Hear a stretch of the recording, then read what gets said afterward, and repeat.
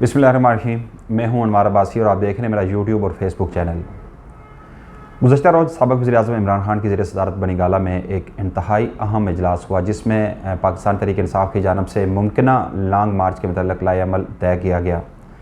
इस दफ़ा चूँकि इमरान खान ने ये कहा था कि इस दफ़ा का जो लॉन्ग मार्च होगा वो माजी की तरह नहीं होगा, पूरी तैयारी से पूरी प्लानिंग के साथ वो आएंगे। और पहली दफ़ा हमने देखा कि पाकिस्तान तहरीक-ए-इंसाफ़ के जो चेयरमैन हैं इमरान खान, उन्होंने अपने जो ज़िले सदूर हैं उन्हें भी कल बनी गाला तलब किया था। इसके अलावा जो खैबर पख्तूनख्वा के जो सूबाई सदर हैं परवेज़ खट्टक, वो भी इस मौके पर मौजूद थे। शाह महमूद कुरैशी मौजूद थे और पंजाब की जो सदर हैं यास्मीन राशिद, वो भी मौजूद थी। अब चूँकि नई जो हिकमत अमली तय की गई है, उसके तहत तमाम जो ज़िले सदूर हैं उन्हें यह टास्क दिया गया है कि हर ज़िले सदर 6000 बंदा लाएगा।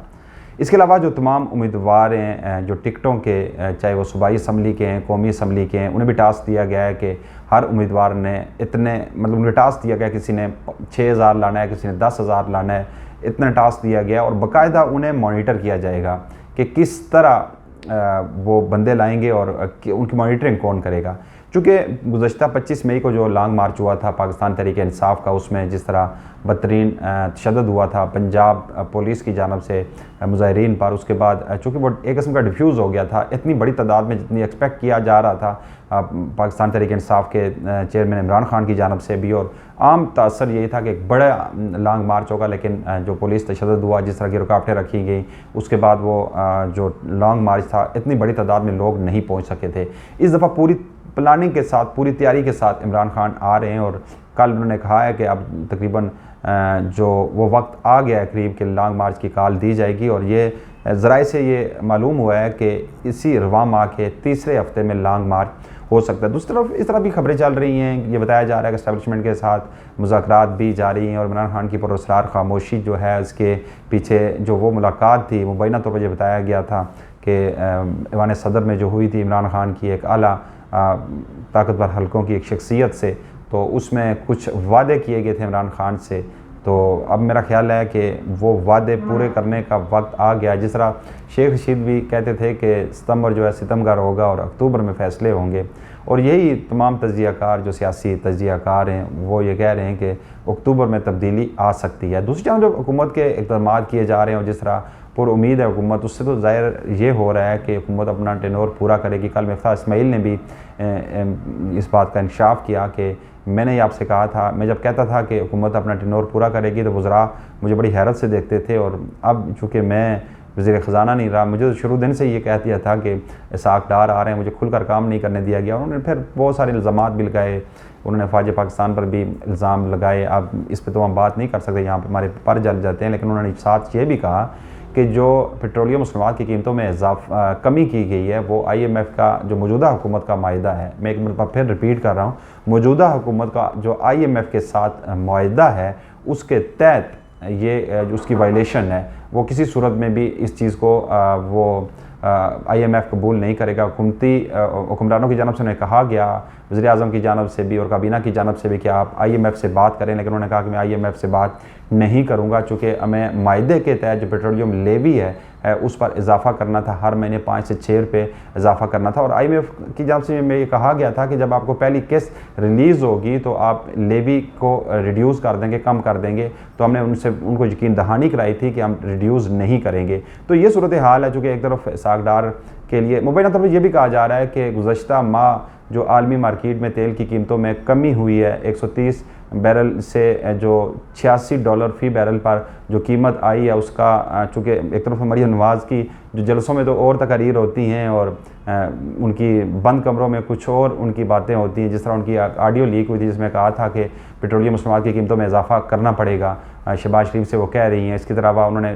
सेहत कार्ड के मतलब भी ये कहा था कि आप ये अंकल ये सेहत कार्ड बंद कर दें, इमरान खान के पास इसके अलावा भेजने के लिए कुछ भी नहीं है। तो ये इनके बंद कमरों में कुछ और मौक़िफ़ होता है, अवाम को बेवकूफ़ बनाने के लिए इनका मौक़िफ़ कुछ और होता है। जिस तरह मरियम नवाज़ ने यह कहा था कि अगर आलमी मार्केट में $1 भी पेट्रोल की कीमतों में कमी हुई तो उसका बराह रास्त अवाम को वो रिलीफ़ देंगे, लेकिन ऐसा हुआ नहीं। आलमी मार्केट में पेट्रोल की कीमतों में कमी होती रही, लेकिन पाकिस्तानी अवाम को मज़ीद इजाफ़ा किया जाता रहा। कमी नहीं हुई। अब चूँकि ये सारा खेल खेला जा रहा था इसहाक डार को लाकर ये तासर देने के लिए कि इसहाक डार एक कामयाब वज़ीर ख़ज़ाना है जो गुज़श्ता दौरे हुकूमत में एक वज़ीर आज़म के जहाज़ पर बरतानिया फ़रार हो गए थे, 5 साल मफरूर रहे और उसके बाद एक वज़ीर आज़म मौजूदा वज़ीर आज़म के जहाज़ में पाकिस्तान एयरफोर्स के जहाज़ में एक मफरूर इश्तिहारी आया और यहाँ आकर अदालतों से रिलीफ लिए बगैर, अदालतों से ज़मानत किए बगैर उन्होंने वज़ीर ख़ज़ाना का हलफ उठा लिया और उसके बाद चूँकि साहब अदालत में पेश हुए 7 अक्टूबर को दोबारा पेश होना है। खैर जो कुछ होना है, जिस तरह ये बताया जा रहा है NRO 2 की जो इमरान खान जो दावा कर रहे हैं ये बिल्कुल सामने नज़र आ रहा है। जिस तरह केसेस ख़त्म हो रहे हैं, तकरीबन 1100 अरब रुपए के केसेस अब तक ख़त्म हो चुके हैं, नैब को बिल्कुल बेअसर कर दिया गया। और एक और जो सबसे बड़ी बात अब सामने आ रही है कि जो ताइहाद नाअहली का जो एक्ट है जो आईन पाकिस्तान में 62(1)(f जिसके तहत किसी भी वज़ीर आज़म को सरबराह मुमलकत का जो ओहदा रखने वाले किसी भी सरबराह मुमलकत को सादक और अमीन होना ज़रूरी है। तो अब ये नया इन्होंने सेनेट में वो बिल पेश कर दिया है कि जिसकी आर्टिकल में अमेंडमेंट की जा रही है कि जी ये सादक और अमीन का 62(f)(1) जो है ये शेख ख़त्म कर दी जाए और इसकी जगह जो शामिल कर रही हैं कि कमिटेड होना चाहिए। मतलब इस तरह का अब ये एक नया प्रोपेगेंडा किया जा रहा है कि देखें जी सादक और अमीन तो हज़रत मोहम्मद मुस्तफ़ा सल्लल्लाहु अलैहि वसल्लम थे और कोई इंसान नहीं हो सकता। बिलाशुबा इसमें कोई शक नहीं है कि सादक और अमीन सिर्फ हज़रत मोहम्मद मुस्तफ़ा सल्लल्लाहु अलैहि वसल्लम थे। उसके बाद मैं ये समझता हूँ कि आम इंसानों से हज़ार ख़ताएँ होती हैं, हम तो उनकी जूती की खाक के बराबर भी ये मैं कहता हूँ कोई भी दुनिया का बड़ा लीडर है इस वक्त मौजूदा अहद हाज़र का उनकी जूती की खाक के बराबर भी नहीं है। मेरे प्यारे नबी हज़रत मोहम्मद मुस्तफ़ा सल्लल्लाहु अलैहि वसल्लम ने एक मिसाल कायम की पूरी बनी नौ इंसानियत के लिए और उनकी जो स्वाने हयात है हमारे लिए मशल राह है। लेकिन हम मुसलमान होने के बावजूद हम किस हद तक सुन्नत नबी पर अमल कर रहे हैं। आप ये बताएं कि मौजूदा पार्लियामेंट जिस पार्लियामेंट में बैठे होते हैं छतों पर आयात करीमा वहाँ पर लिखी गई होती हैं। हर जगह आप पार्लियामेंट के अंदर जाएंगे तो जगह जगह आपको आयात करीमा आपको नज़र आएंगी। आप ये बताएं कि आपकी जो मौजूदा पार्लियामेंट है या कितने अरसे जो पाकिस्तानी ही की पार्लियामेंट कर दें कितने लोग ऐसे हैं जो सादक और अमीन थे। ऐसी बात नहीं है, चूँकि कौल व फ़ेल में तज़ादात होते हैं, इनके झूठ बोलते हैं। पार्लियामेंट में खड़े होकर मियां नवाज शरीफ ने ये कहा था कि मेरी कोई भी वो जायदाद नहीं है और उसके बाद उन्होंने इतराफ़ पहले वो पार्लियामेंट में खड़े होकर कहा था कि मेरे वालिद को विरसे में मिली थी ये जायदाद फलां। बाद में उन्होंने कहा कि जब सुप्रीम कोर्ट में स्टेटमेंट उन्होंने कहा कि उनकी जायदाद ही कोई नहीं थी तो उस पर उन्होंने कहा था ये तो पार्लियामेंट एक सवाल किया गया उनसे कि भाई आप तो पार्लियामेंट में खड़े होकर आपने वहाँ पे बतौर वज़ीर आज़म ये दावा किया था कि उनकी, तो उन्होंने कहा था वो तो एक सियासी बयान था।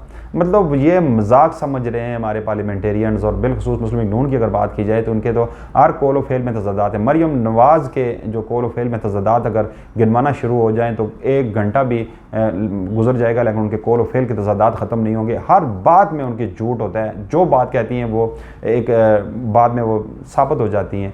मतलब कल भी वो एक प्रेस कॉन्फ्रेंस में जिस तरह वो कह रही थी कि जी हमारी तो बंद कमरों में जो बात होती है वही पब्लिक में भी होती है। तो एक सहाफ़ी ने सवाल कर दिया वहाँ पर कि जी आप तो कह रही हैं कि इमरान खान 5 माह हो गए आपकी हुकूमत को, आपको इतना तो पता चल गया कि इमरान खान वज़ीर आज़म हाउस से जाते हुए 2000 पानी की बोतलें ले गया और आपको इतना नहीं पता चला कि साइफ़र कहाँ गया।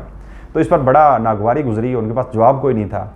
और जिस तरह अमेरिका में जो एक सहाफ़ी ने बिलावल भुट्टो ज़रदारी से सवाल किया था उसे उसके टीवी चैनल से निकलवा दिया गया था, तो इसी तरह कल उस सहाफ़ी के भी सवाल में बड़ा नागवार गुजरा। और ये बात अब इनके पास पहले तोशा खाना से कुछ नहीं निकला तो अब इस पे आ गए हैं कि ये 2000 बोतलें इमरान खान पे इल्ज़ाम लगा रहे हैं कि पार्लियामेंट हाउस से लेकर गया था, जो सिर्फ वज़ीर आज़म हाउस से लेकर गया था, जो सिर्फ एक डायरी उठा के वहाँ से निकला और सारे एनी शाहिदीन सारे वहाँ पे मौजूद सीनियर एंकर्स थे और हर चीज़ टीवी चैनल्स पे चला कि वो सिर्फ एक डायरी उठाए वहाँ से वज़ीर आज़म हाउस से जा रहा है। तो उस वज़ीर आज़म पर ये इल्ज़ाम लगा रहे हैं, उस इमरान खान पर ये इल्ज़ाम लगा रहे हैं कि 2000 पानी की बोतलें मिनरल वाटर की बोतलें वो बनी गाला ले गया। कोई मान सकता है भाई इनके पास और है क्या? कल इमरान खान ने बड़ी खूबसूरत बात की टेक्सला जज्ले में, उन्होंने कहा कि जी अब इनके पास एक ही इल्ज़ाम लगा गया कि चाय में जो रोटी भिगोकर मैंने खाई थी अब वो भी चोरी मुझ पर लगाएंगे कि जिसने चाय में रोटी भिगोकर क्यों खाई थी। अब इनके पास और कुछ है नहीं। ये 5 महीनों से दिन रात अपने तमाम इदारों को मुतरक करने के बावजूद 1 रुपये की करप्शन साबित नहीं कर सके इमरान खान पर और इस तरह के बोंडे इल्ज़ाम लगा रहे हैं। कुछ और खबरें भी हैं, उनसे भी बात करके मरियम नवाज़ को पासपोर्ट वापस मिल गया। ये वो मरियम नवाज़ जो कहती थी कि मुझे तो पासपोर्ट ये प्लेट में रख के भी दे तो मैं नहीं लूँगी। मैंने जाना था, इंग्लैंड जाना था, एक छोटी सी सर्जरी करवानी थी। वो सर्जरी कहाँ से होती है? पाकिस्तानी अवाम के खून पसीने की कमाई के टैक्स के पैसे हैं, उनसे होती है। अब मरियम साहिबा को पासपोर्ट वापस हो गया, वो अपने जो इश्तिहारी वालिद साहब हैं उनके पास जाएंगी और वहाँ पर सर्जरी भी होगी, और मुबैना तौर पर यह बताया जा रहा है कि वो वापस मियां नवाज शरीफ को लेकर वापस आएंगी।